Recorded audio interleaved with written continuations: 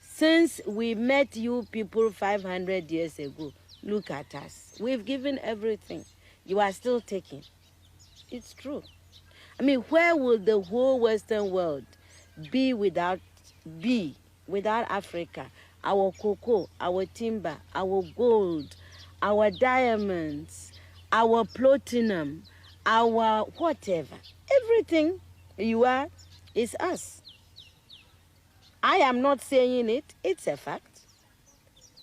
And in return for all of this, what have we got? Nothing. Anti-personnel indoctrination against ourselves. If you go and cook your horrible diseases like AIDS, you say it is us. You brought us tuberculosis. We didn't have this big cough until white people came here. In exchange for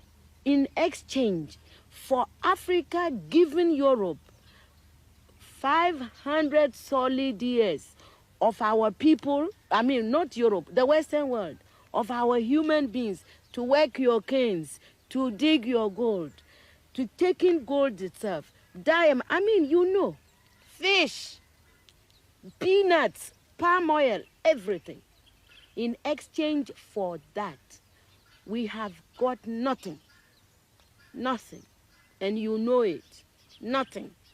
And you look upon, you know, white folks look upon us like monkeys. It is true. It's in your literature.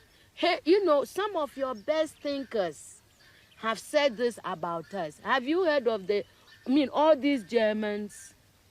Have you heard? Okay. Yes. They said, Lord Burton, yes. People like that, they said, we don't even have the brain of animals. That's what we've got from you people. But don't you think that this is over now? Over where? Is it over? Who said that AIDS came from the green monkey? Is it over? Is it over? Well, if this is your impression, do you think that you can ever forgive us? It's not a question of forgiveness. I have nothing against you. My point is that you did and you are doing for your survival what is necessary. We can't blame you for that. The fact that we didn't do enough for our own survival and we are still not doing enough for our survival, that is not your problem. You know, even everybody that God has created has a sense of survival, you know, and if we don't develop it, we can't blame white people. You came here because you needed these things. You took gunpowder from the Chinese. You needed them to shoot people.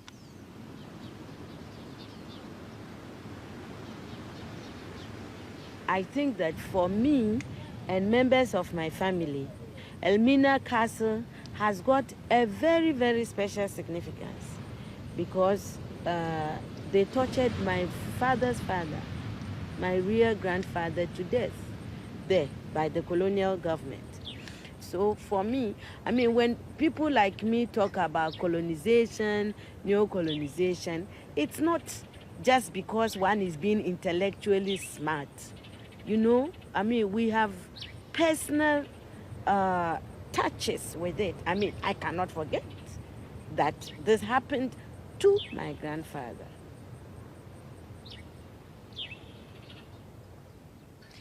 Do you consider AIDS as a new form of colonization? Of course. Why? That's why. You know, my people, the Akans, we have a proverb. It says that good morning, thank you is never enough to salt anybody's food forever. You cannot build your life on thank you, morning, thank you, English, thank you, God, you know, which is what aid makes, you know, we are always receiving.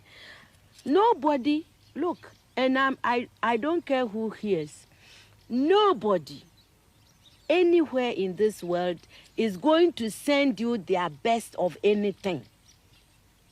Do you see? neither the experts nor what I mean, people, you give us what you can afford. Aid is the leftover, really, and it cannot be enough. What I mean, aid, you can, when, you know, the world is, now the world is one place. So, there is nothing wrong if my house is in a crisis and you offered me something. There's nothing wrong, you know, because there is interrelationship. But a whole nation, a whole continent cannot live forever on aid. And I think aid is we are in Africa, we are in danger of making foreign aid a kind of policy that is wrong. I mean, I think that it humiliates our people. The people in the villages have not asked anybody to go around begging on their behalf.